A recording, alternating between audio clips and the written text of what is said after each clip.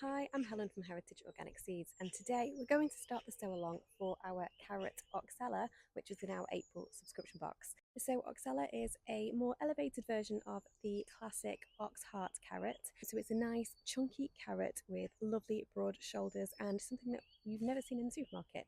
So I hope you enjoy sowing this delicious vegetable. Let's get sowing. I'm going to be sowing my carrots next to my garlic because that is a good companion planting match. So they're friends with each other, and the strong scent of the garlic will help to deter the carrot fly. So to start with, we just want to make sure our growing area is weed free. So this soil was prepared a few days ago, so it's just a light going over with the hoe.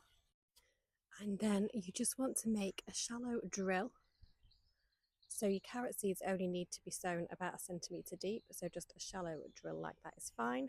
And then you just want to lightly scatter your seeds into the drill. So they only need to be about 1 centimetre deep.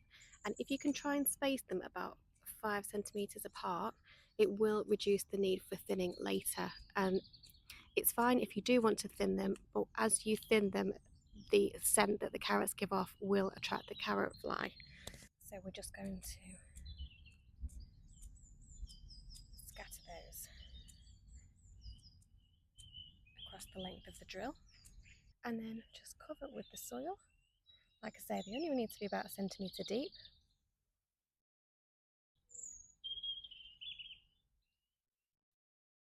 And then you just want to water the area well. Ideally, you would have a rose on your watering can, but I have lost mine and I'm also trying to do this one-handed. So I've just got my thumb over a small watering can at the moment. So without the rose, the water is obviously going to come through a lot faster, and I don't really want to disturb the seeds too much. If you have a rose on your watering can, please do use that because it will just help you get the whole area.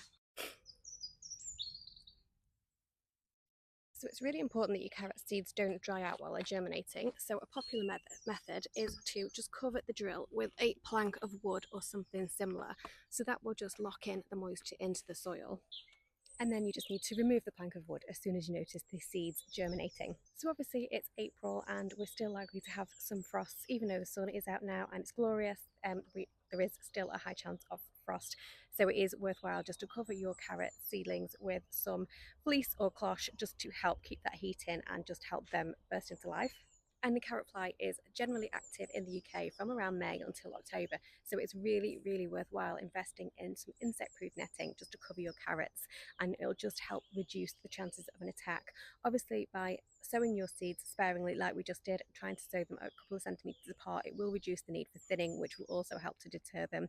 And I've obviously planted mine with my garlic, so that is just an extra layer of protection. But insect-proof netting is a really, really worthwhile investment if you want to enjoy a lovely pest-free harvest of carrots. So Oxhella generally takes around 130 days to mature. So if you're lucky and conditions stay optimal, then you could potentially be able to harvest some of your carrots in July, but obviously it might just take a few weeks longer, just depending how the season goes and whereabouts you are in the country. So it's really easy to harvest your carrots. To gauge your size, you probably just want to have a look at the shoulders, which will be poking through the ground, and then you can kind of get an idea of how big your carrots are, and you can just simply pull them when you're ready. And don't forget, your carrot greens are also edible. So things like pestos, or if you have looked at the subscription box webpage, you'll have seen the recipe for carrot top chimichurri. So a good fun way of making sure that you use every part of the plant. I hope you've enjoyed this video, and please do let me know if you've got any questions. As always, the best place to contact me is either by email at hello@heritageorganicseeds.com, or of course you can get in touch with me on Instagram, which is where I'm most active, and that the handle for Instagram is just @heritageorganicseeds. I will also try and keep an eye on the comments here on YouTube, but like I say, for the quickest answer, I'm most active on email and on Instagram. I hope you have a lovely rest of the weekend and happy sowing. And if you don't have a greenhouse and you don't want to direct sow, just try sowing a few seeds of a little seed tray and keep that inside. It's really not rocket science. Just have a go, see what works for you, what you prefer. So we've got our 3 seeds per cell, and we're just going to cover with a light layer of compost. So just make sure that compost is nice and crumbly between your fingers, so you're not adding more clumps to the top.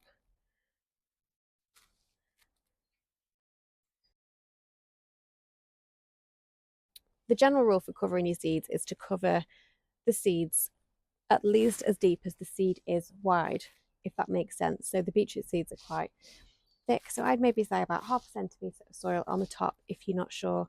Again, it's not rocket science, don't do them too deep, just scatter a thin layer of soil. That is all there is to it.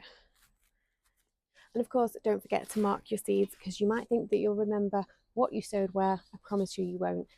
Even the best gardeners forget what they sowed. So I've just taken my lollipop sticks that were in the subscription box, and I've just written the variety and the date, just so that I know when I sowed my beetroot, and just pop those in like that, and then just give it a light water. So your beetroot needs temperatures of around 8 degrees Celsius to germinate, so not too high. So I'm just going to keep this module tray in my greenhouse at home, where I'll get lots of sunshine during the day, and that should be fine just to get those going.